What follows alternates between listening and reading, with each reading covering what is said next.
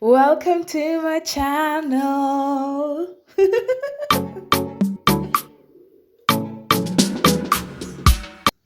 Hi guys, welcome to All Things Nursing. If you're new here, please hit the subscribe button, like this video, and put your notification bell on so you are notified every time I post a video.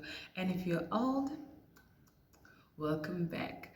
So guys, I am just taking a quick break. I'm in the library, as you can see in my background, and I was like, what better way than to do this sit down video that I've been wanting to do. Basically, let's talk about how do you deal with exam stress, anxiety, fatigue, and all that. Perhaps you haven't done well in your test throughout the year, you know.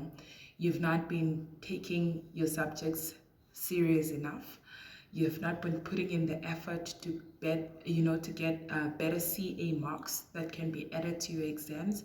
Perhaps you've just been lazing around, but you still did manage to qualify for the exams. But now you're so stressed out, you don't even know what to do, or you're just overwhelmed, by, you know, your exams. Nursing school is hard. It's not a child's play. It's not something that you enter into just come and, sleep. No, no, no. It's a lot of hard work. So yeah, here are a few tips that, some of them are based on my experience, things that I still do day to day that help me with anxiety, stress, and fatigue, especially during this period of exams. So tip number one, the first thing that I always do is I put God first. I pray over myself. I pray over my studies. Why? Because it's very important to, acknowledge who God is in your life. And without Him, you can't do Yes, sorry guys. As I was saying, you need to put God first. You need to pray over yourself. I'm a believer, hence why I do this a lot, Sometimes you just need to, talk to God. God, I know throughout the year I've been such a mess. I've taken, advantage of my studies. I haven't done what I'm supposed to do. But I come to you right now and I ask for your wisdom. I ask for your strength. There are also scriptures in the Bible that you can declare and speak over yourself, like your memory is blessed. You can look at different people in the Bible that God really blessed. I felt blessed academically. I felt a good example was Daniel. I like Daniel a lot and I always pray for his wisdom. He was so knowledgeable that, his knowledge was not compared to anybody in the town or in the city. But anyways, let me not get into preaching. Number two is you need to eat well. You can't be eating fast food all the time and you expect your mind to be at the best. Fast food has this feeling of just making you all bloated, making you all sleepy and just comfortable and all that. No, no, no, no. You need to eat fruits. You need to drink smoothies. You need to drink lots of water. I would advise reduce on the caffeine. I know sometimes when we are stressed and we have a lot of things to do and to read, we want to pump our brain with so much coffee or so much Coke.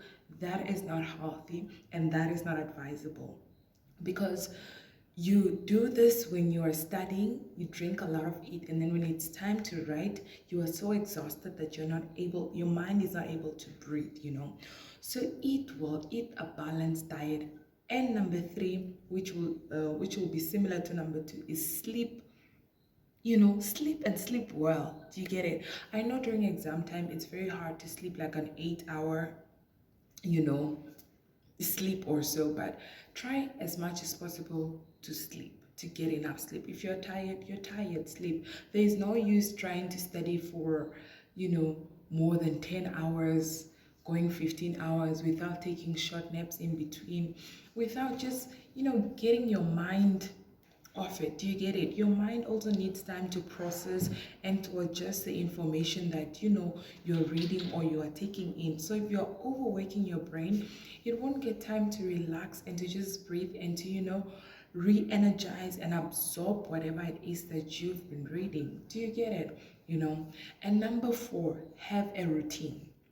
Have a study routine, have a sleeping routine, have a break routine and keep that same pattern. Do you get it? If you're waking up every day at 7 a.m.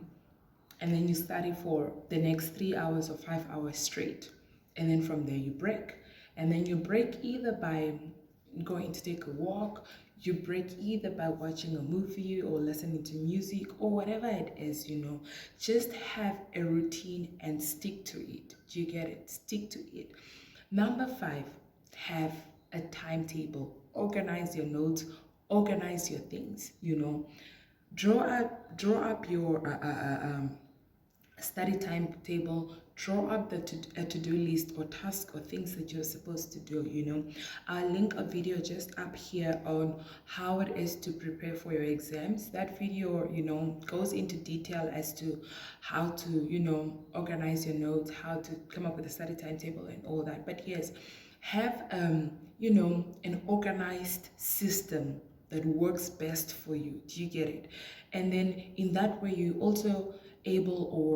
able to identify what type of person or what type of learner are you. That can also help reduce, the fatigue or the stress. Not today you are making summary notes, tomorrow you are not even sure what method of studying you're going to do. Like, you are all over the place. You get it? Your thoughts and your, they're not structured, or they're not in a systematic way. So your brain will be all over and you'll feel like you're about to explode. Do you get what I'm saying? So yeah, have a system that is very organized and very, disciplined, Number 6, find yourself a study partner. I put emphasis on this because it has helped me so much. Because when you study with someone, you see their enthusiasm, you see their oomph, you just get so encouraged. You'll be like, you know what, I can do this. I know I've messed up throughout the year and it's exam time, but it get encouragement from the other person, But it's important to also pick the right person. Sometimes you can't pick the same person as you are. If you're lazy and you're gonna pick a lazy person, the results will be catastrophic. You want to pick someone that has can add to your weaknesses and can strengthen your strengths. You get it? If this person is able to be like, no, we're not skipping a study session, we're going in out, and you're just like, nah, I just want to watch a movie and all that, and then they're able to remind you that, you know what, it's exam time, you can't be watching movies the whole day, or you can't be doing this. Do you get it? They're speaking to your inner man, they're speaking to your spirit man. So you're like, you know what, you're right, I gotta get up, I gotta do what I gotta do. You get it? So get the right study partner that can speak to your strength, that can speak to your, to you as an individual. Number 7 is get old question papers, get old tests and everything. You can't juggle or read everything all at once. So you want to get notes for a particular topic. You want to get questions for that particular topics and test yourself. After going through the notes, test yourself with old question papers, answer it, or test each other with your study partner, That way it will be able to, you're able to remember them, and you're able to know, various questions they might ask that may come in, which will link it to number 8. Tip number 8 is go through old question papers, go through old tests and everything. Don't neglect those things. Sometimes you may not have enough time to go through your notes or to read because you're already stressed out. So take advantage of the tests that you didn't do well by answering those ones, making sure you have all the correct answers to those questions, and that you now know their answers, so that if it be repeated in the exam, you are able to answer it correctly. So tip number 9, manage your expectations. Girl, boy, I know we all want good grades, but if you didn't put in the work from the very beginning of the year towards the end, don't expect to get 100% in an exam that you didn't work for. Manage your expectations and set realistic targets, or should I say aims. Don't expect to reap what you didn't sow. The little that you put in is the much that you can, you can get out of it. So manage your expectations, relax, calm down, and just take it as it is. Take it as it is. The more effort you put in, there's a saying that I like to use: suffer now, enjoy later. So you can have all the sleepless nights now. You can deprive yourself of all the social activities going on, and you just put in the work. Trust me, you'll be happy with yourself at the end of the day when you see that you have 90% and up in your results in your exam. You're the best student. You know your notes.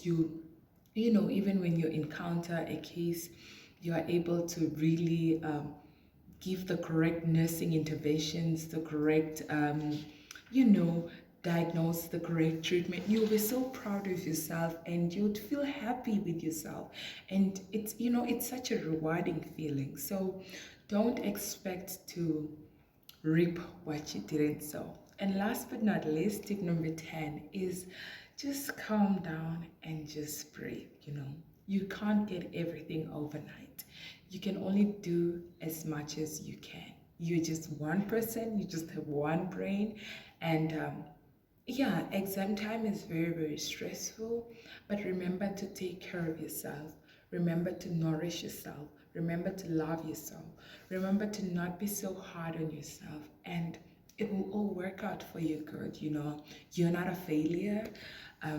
You're a good person. You are a good student, and you'll do well, and you will, you'll pass. You got this. You got this. Keep telling yourself positive things, positive affirmations. Keep seeing that you have passed, manifested.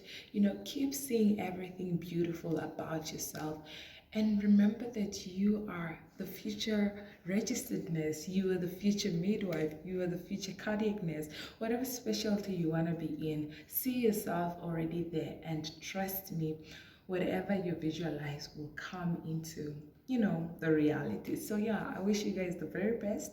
Remember to meditate, remember to pray, remember to drink your water, exercise, and take care of yourself. And don't forget to, of course, study. A few sleepless nights now won't hurt. They might just be the best thing that you're doing for yourself and for your future self. So yeah, toodles. Thank you guys for watching.